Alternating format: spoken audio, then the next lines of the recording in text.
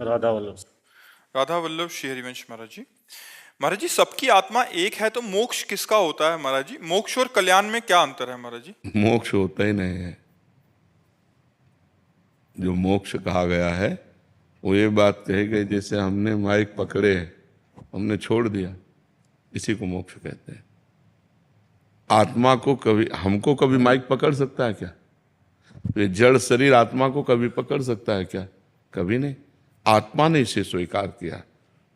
ये भूल मिट जाना ही मोक्ष है। जो मैं शरीर हूं ये भाव बन गया, ये भूल मिट जाना ही मोक्ष है।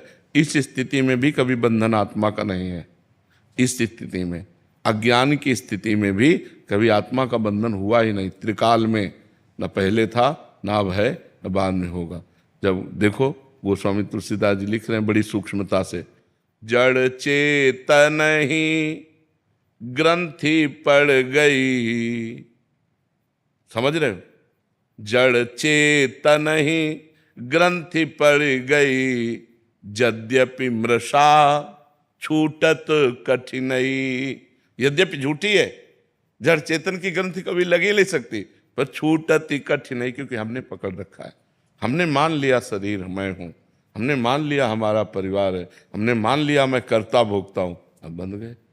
यही कर्ता भोक्ता भाव जब दिव्य ज्ञान के द्वारा हटता है और ये भाव आ जाता है कि मैं ब्रह्म हूं, तत्त्वमसि, मैं वही परम तत्व हूं, ये बोध अपने आप से अपने आप का हो गया, मुक्त हो गया।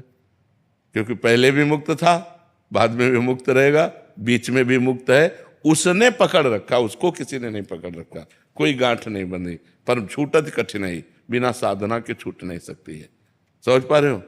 और कल्याण का मतलब है कि जैसे आपकी दुर्गति रुक गई, आप तप लोग गए, जन लोग गए, महार लोग गए, ब्रह्म लोग गए, स्वर्ग लोग गए, उत्तम लोगों को, ये बात है।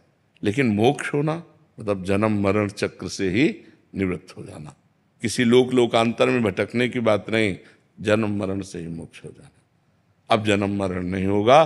जिसको ये बोध हो गया मैं करता नहीं, मैं भोगता नहीं, मैं शरीर नहीं, मैं तो परमात्म स्वरूप हूं, ऐसा बोध हो गया, वाणी से नहीं स्वयं से हो गया।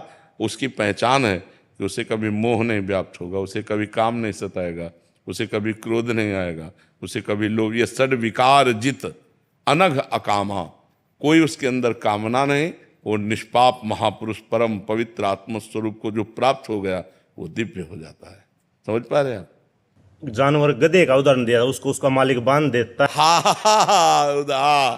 पर न, जैसे हम ऐसे सोचते हैं जैसे वो गधा तो ऐसे नू भाग भी सकता है, ऐसे हम नहीं भाग सकते। मैं खुद परमात्मा हूँ, ऐसा वाणी से अनुभव, ज्ञान से ही अनुभव होगा, भजन से ही अनुभव होगा, भजन से अपने आप से नहीं होगा। नहीं, भजन जब तक नहीं करोगे तब तक ऐसे कैसे अनुभव होगा? जैसे अभी आप ये जान लो हमसे कि आप शरीर नहीं हो, लेकिन आपको पीड़ा होगी तो महसूस होगा ना मेरे को रही। आप दर्पण में देखोगे तो महसूस होगा ना मैं अपने को देख रहा हूं, क्योंकि ये बोध नहीं हुआ, ये वाणी से केवल हो गया। और जब बोध हो जाएगा तो आप कहोगे नहीं कि मैं ब्रह्म हूं, वो अनुभव होता रहेगा और सब दुख सुख समान भाव से सहते हुए जीवन यात्रा पूरी हो जाएगी। महाराज जैसे हम आपने बता रखा नाम जपते हुए सोना चाहिए, ऐसे मैं सोता हूँ पर न गृहस्थ जीवन में है अशुद्ध हो जाते हैं सोते। हाँ।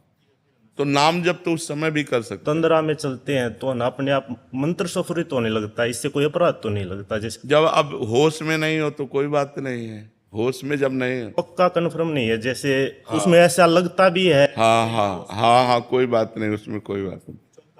उसमें कोई बात नहीं। होश में जब आओ तो राधा वल्लभ से हरिवंश, राधा राधा राधा राधा।